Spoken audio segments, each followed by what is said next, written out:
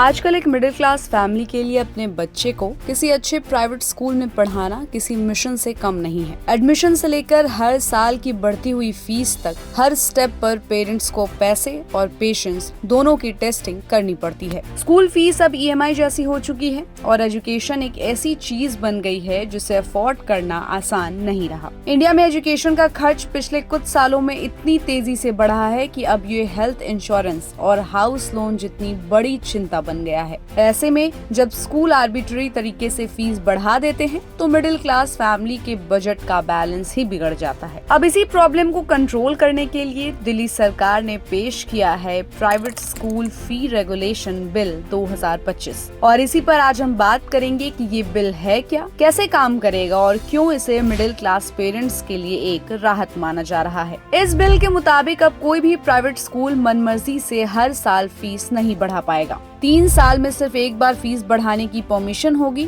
और वो भी एक फिक्स स्ट्रक्चर के हिसाब से। स्कूल को अपनी प्रपोज्ड फीस पहले सबमिट करनी होगी और उसके बाद रिव्यू करके अप्रूवल मिलेगा। सबसे दिलचस्प बात ये है कि अब स्कूल्स को अपनी फाइनेंशियल डिटेल्स जैसे कि कितनी इनकम है, क्या खर्च है और कितना सरप्लस है, ये सब पब्लिक करना होगा, वेबसाइट पर अपलोड करना पड़ेगा और पेरेंट्स को एक प्रॉपर नोटिस के साथ इन्फॉर्म करना पड़ेगा। अगर कोई पेरेंट या ग्रुप को लगता है कि फीस हाई गलत है या स्कूल ट्रांसपेरेंट नहीं है तो वो पहले स्कूल लेवल कमेटी में जा सकते हैं। अगर वहाँ से कोई राहत नहीं मिलती है तो डिस्ट्रिक्ट लेवल पर अपील कर सकते हैं और अगर वहाँ भी बात नहीं बनी तो एक रिवीजन कमेटी है जो फाइनल डिसीजन देगी। ये एक तरह का 3 स्टेप एस्केलेशन सिस्टम है ताकि किसी भी शिकायत को नजरअंदाज न किया जाए। अब आते हैं पेनल्टीज पर, जो सबसे इम्पोर्टेंट है। अगर कोई स्कूल इन गाइडलाइंस को तोड़ता है या प्रॉपर स्ट्रक्चर फॉलो नहीं करता है तो उस पर 1 लाख रुपए से 10 लाख रुपए तक का फाइन लग सकता है और अगर वो रिफंड नहीं करते हैं तो हर 20 दिन की देरी पर फाइन डबल या ट्रिपल होता जाएगा। अगर बार बार गलती करते हैं तो स्कूल की मान्यता तक रद्द हो सकती है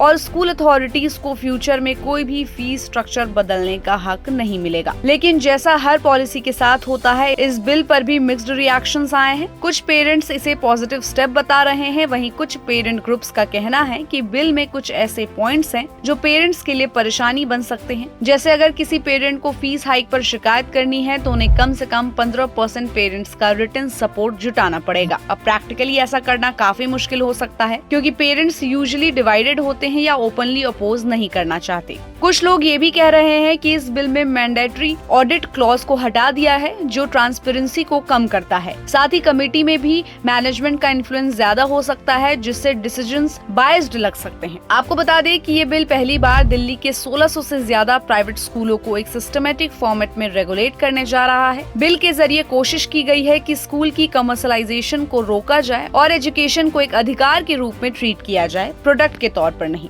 अब आगे देखने वाली बात ये होगी कि इस बिल को इम्प्लीमेंटेशन में कितना सपोर्ट मिलता है और क्या वाकई ये पेरेंट्स को राहत देगा या फिर नया कंफ्यूजन क्रिएट करेगा। लेकिन फिलहाल ये दिल्ली के एजुकेशन सिस्टम में एक बड़ा बदलाव और बोल्ड कदम है और हर पेरेंट को इससे जुड़ी डिटेल्स जरूर जाननी चाहिए। तो क्या ये नियम दिल्ली ही नहीं बल्कि पूरे देश में लागू होना चाहिए? हमें अपनी राय कमेंट बॉक्स में दे और ऐसी अपडेट्स के लिए keep watching and subscribe good returns.